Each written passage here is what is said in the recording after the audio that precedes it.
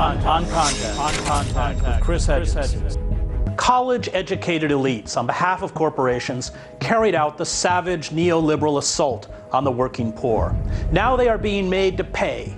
Their duplicity, embodied in politicians such as Bill and Hillary Clinton and Barack Obama, succeeded for decades. These elites, many from East Coast Ivy League schools, spoke the language of values, civility, inclusivity, a condemnation of overt racism and bigotry, a concern for the middle class, while thrusting a knife into the back of the underclass for their corporate masters. This game has ended. There are tens of millions of Americans, especially lower-class whites, rightfully enraged at what has been done to them, their families, and their communities. They have risen up to reject the neoliberal policies and political correctness imposed on them by college-educated elites. The Democrats foolishly anointed Hillary Clinton as their presidential candidate. She epitomized the double dealing of the college-educated class, those who speak the feel-your-pain language of ordinary men and women who hold up the Bible of political correctness while selling out the poor and the working poor to corporate power. And unless there is a resurgence of left-wing populism, which will only occur outside the Democratic Party, to defy the neoliberal order, we will cement into place an American fascism. RT correspondent Anya Parampil looks at the godfather of community organizing, Saul Alinsky. Conservative thought leader William F. Buckley once described him as, quote, very close to being an organizational genius. He's the founder of modern community organizing, none other than Saul Alinsky. Alinsky was born in Chicago and began his life's work organizing in the city during the Great Depression. In 1939, he founded the Back of the Yards Neighborhood Council, and the Alinsky School of Organizing was born. It's based on the simple concept that communities can directly advocate for improved living conditions by building coalitions outside of the government. According to its website, the Back of the Yards Neighborhood Council began as a, quote, collaboration of all the individual ethnic schools, churches, and various social clubs. The board of directors was elected by an annual community congress where all the groups were represented. The BYNC motto, "We the people will work out our own destiny," reflects what it was created to accomplish. The organization exists to this day. The next year, he founded the Industrial Areas Foundation based on the same model. It's since expanded to include civic organizations, religious congregations, unions, and nonprofits across 65 cities in the U.S., Canada, United Kingdom, Germany, and Australia. In his 1946 book, Reveille for Radicals, Alinsky declared, quote, society has good reason to fear the radical. Every shaking advance of mankind toward equality and justice has come from the radical.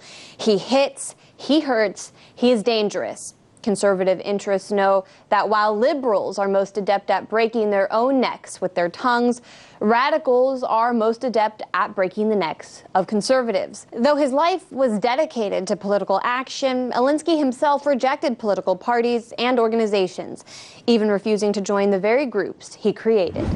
Thank you, Anya. Michael Geoghegan is a community organizer with the Industrial Areas Foundation. He trained with Ed Chambers, the successor to Chicago organizer Saul Alinsky. He is the current co-director with Ernesto Cortez Jr. of the IAF, with more than 60 affiliates in the US, UK, Germany, Australia, and Canada. He is the author of Going Public, an organizer's guide to citizen action. Your book, Going Public, talks about how to build organizations to empower ordinary citizens, and it has many elements to it that are counterintuitive. The first being that you don't organize around particular issues. We think the issues are, in a sense, the easy part. When we go into a place like East Brooklyn or the South Bronx or the west side of Chicago, you can take a ride around the neighborhood and see many of the issues right up front. What you can't see is there a fabric of relationships among leaders and institutions in those areas? So we spend the first year or two or three building that, identifying leaders, identifying institutions that are actually grounded in those communities, doing training with leaders, raising money so that the organization doesn't run out of money right at the start. Well, you make that, you say that that's a priority, that these organizations, I think when you do Brooklyn Congregations, right, which builds how many homes? 5,000 homes, right, finally, on their own initiative. Right. that the first thing you tell them is that they have to raise, I think, $250,000. These are poor communities. Right. In 1980. $250,000 is still a lot of money, but it was a lot more money in 1980. But why? Because power is organized people and organized money.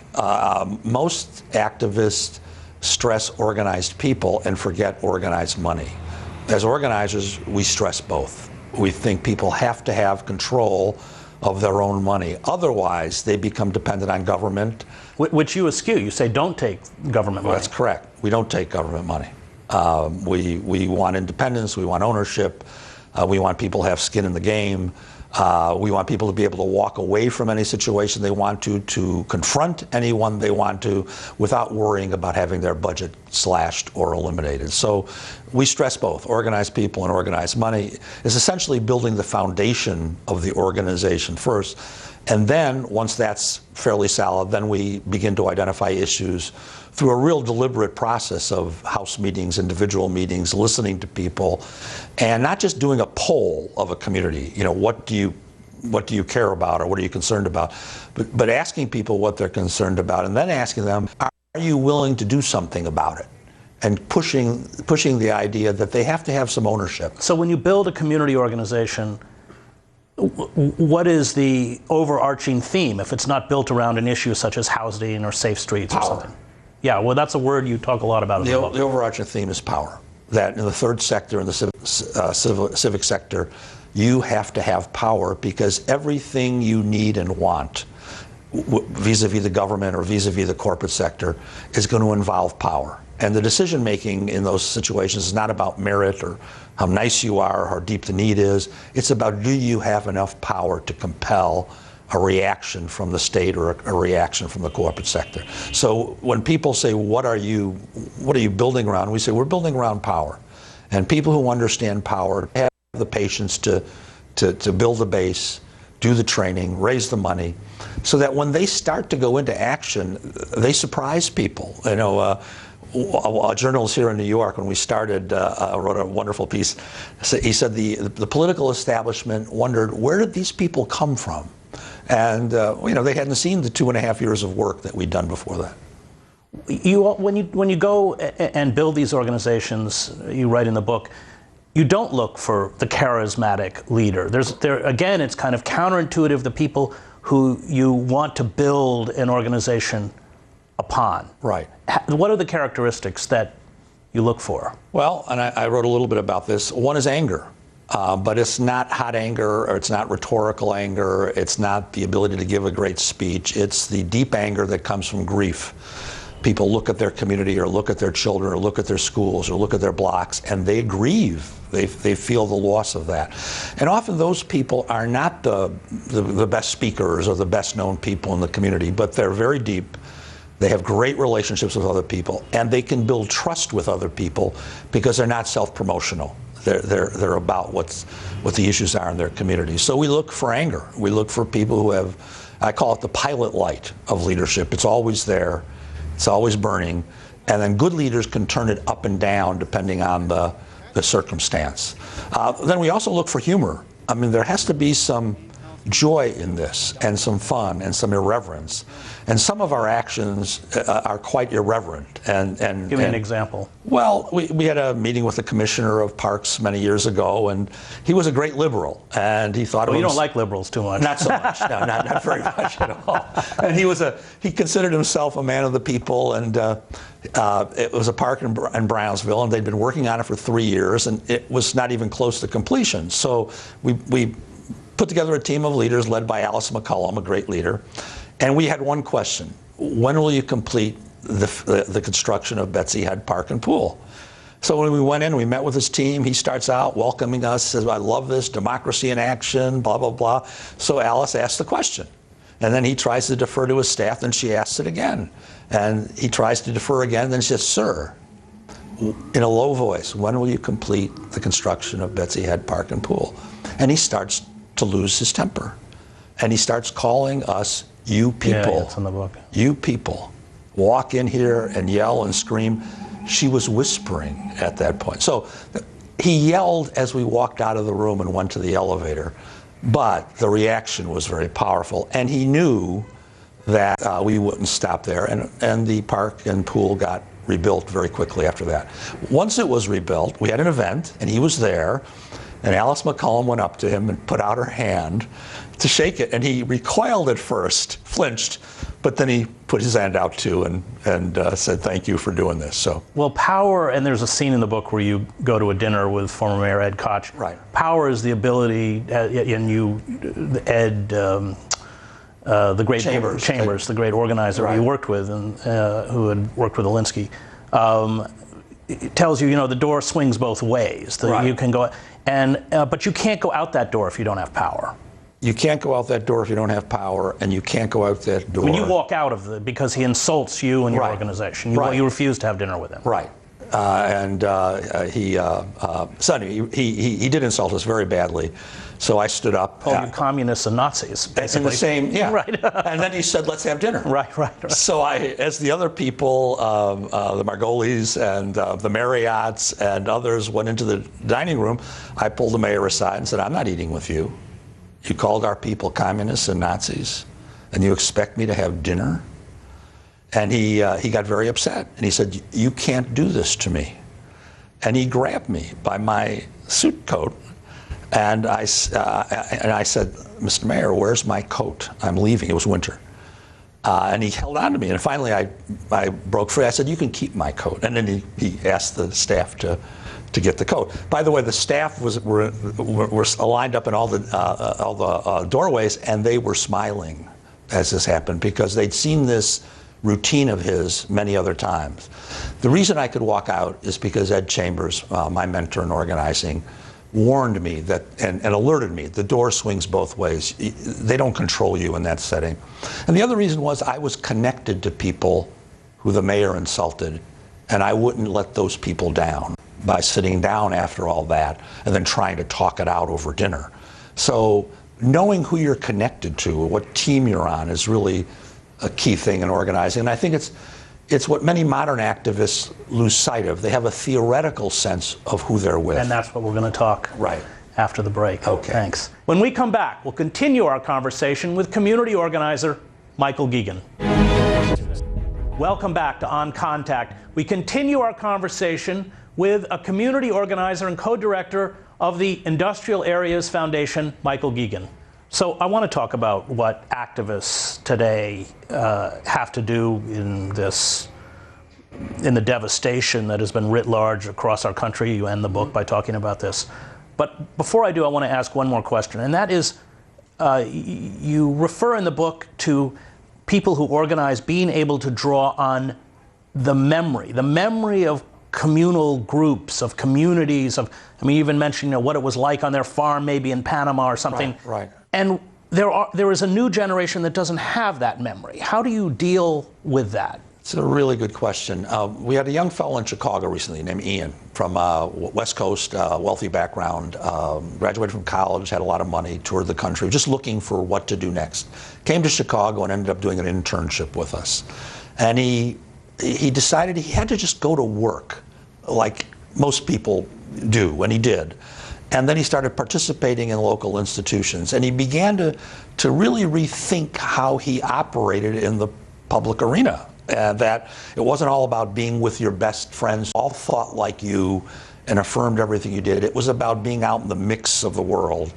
And so he moved back to Oakland, joined a church, joined a soccer league, got a full-time job, and is kind of rethinking his life through institutions. So I think part of the answer is people who do have some memory of healthy institutions have to kind of coach young people and urge them to at least think about that. There's a little bit of idolatry about modern young Americans. Well, it's the cult of the self. Cult of the self, just, right. Elected a president who embodies it. That's right, and that we can invent everything from scratch, that we have nothing, we inherit nothing from our parents and grandparents. So part of it is just, teaching people, urging people, agitating young people, hey. But you draw a lot on your organizing from church congregations, yes. Clearly. Yep. You did in Brooklyn. Yep. Still Chicago. do. Yep. And yet those numbers are declining. True, and as I always say, you have to organize who's in front of you, not who used to be in front of you. So in places like Chicago or Cleveland or Baltimore, the congregations that used to be very robust and strong are thinner. So we are still organizing with them, but we're also looking at different institutions. Schools are institutions. Right. They're more complicated. But there are institutions in those neighborhoods, so we're recruiting schools in many places. Sometimes it's housing groups. Sometimes we build a new institution called East Brooklyn Congregations or United Power for Action and Justice that itself is an institution in that community. So we're recruiting the best of the existing. We're working with some of those existing to reconnect to people and expand, and then we're finding new institutions. But it has to be institutional in some way, although it's harder, clearly. So let's talk about the lessons you've learned as an organizer. And as we go forward in a dysfunctional democracy where reform is increasingly impossible given the governmental institutions that are in place. Right. What you see when you look at groups like Occupy, or what kind of correctives would you suggest? Well, the first is not to accept defeat.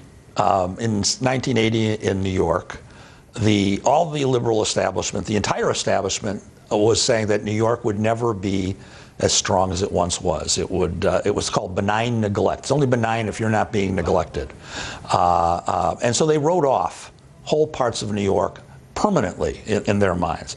And our organizations and our leaders simply didn't accept that judgment from the elites.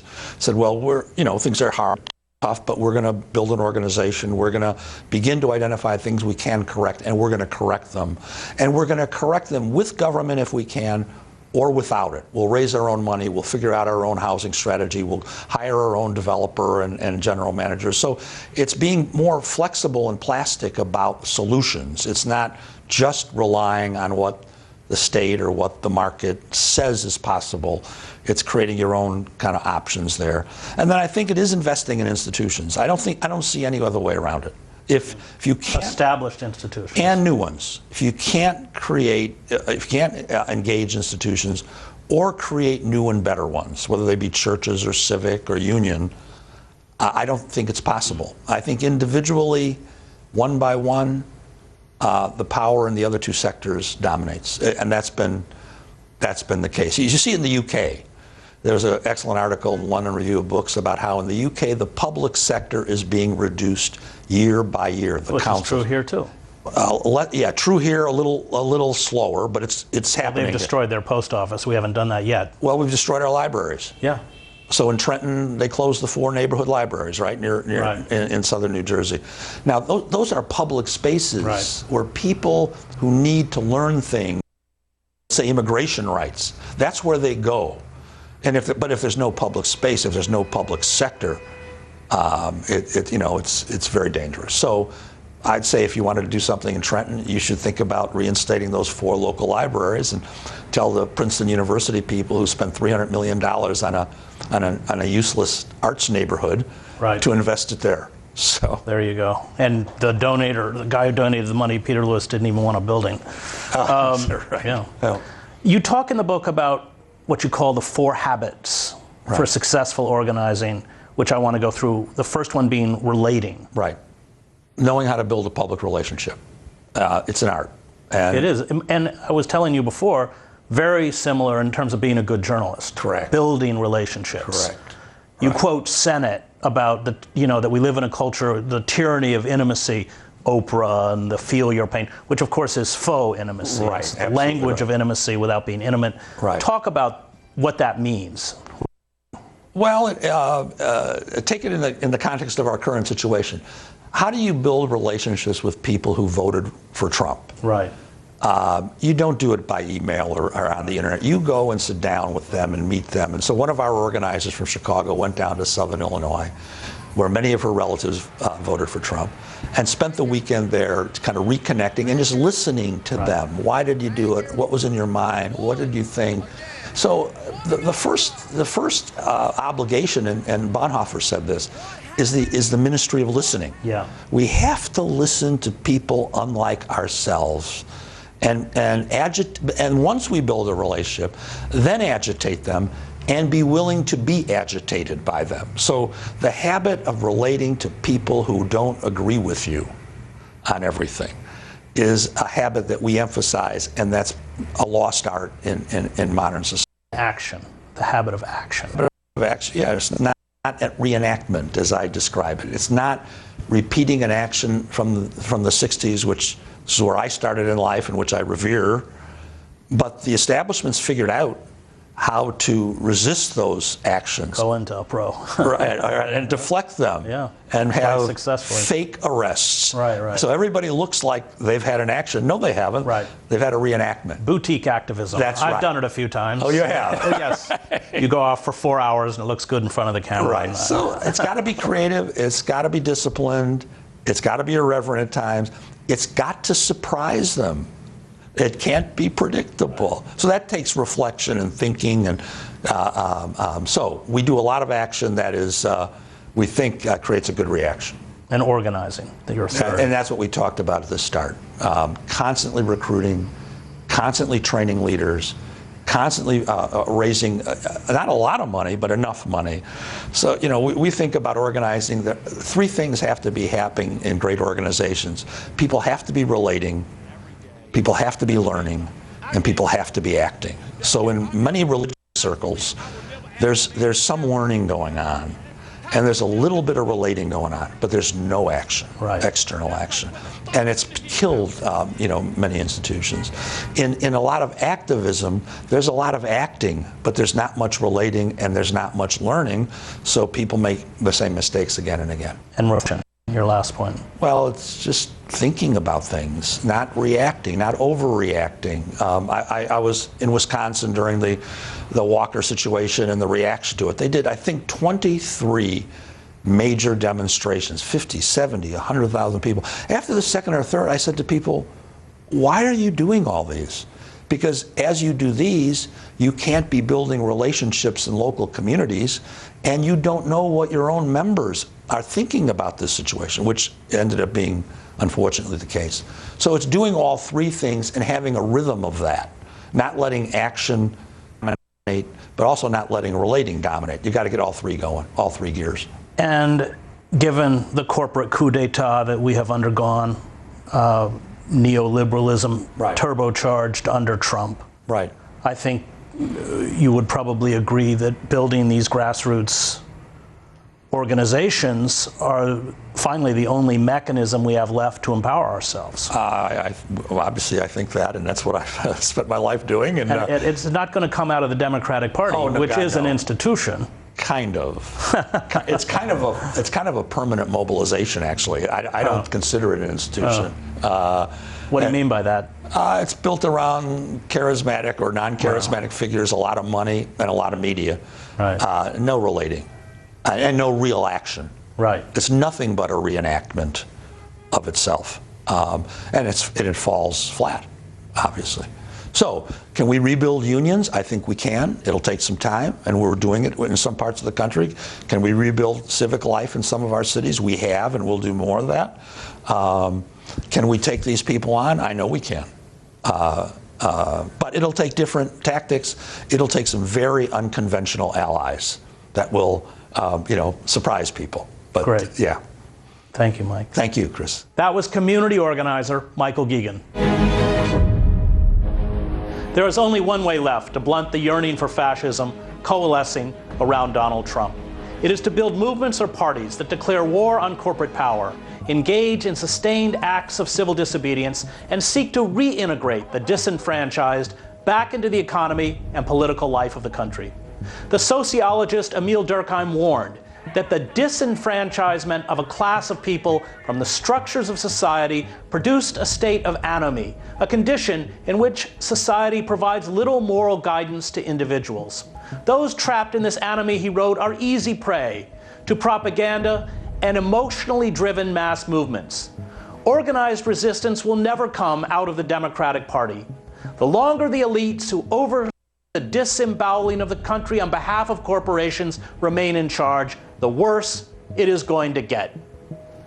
Thank you for watching. You can find us on rt.com/oncontact. See you next week.